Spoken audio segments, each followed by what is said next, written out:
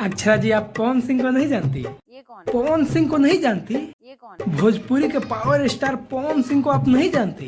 जानते भी नहीं।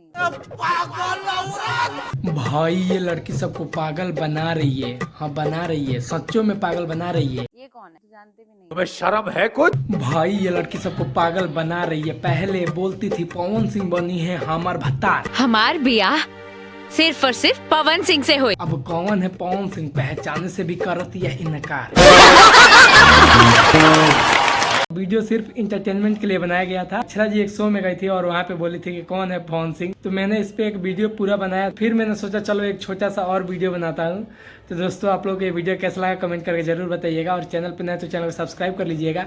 फेसबुक पर देख रहे तो पेज को फॉलो कर लीजिएगा। तो चलिए मिलते हैं अगले वीडियो में, तब तक के लिए बाय बाय।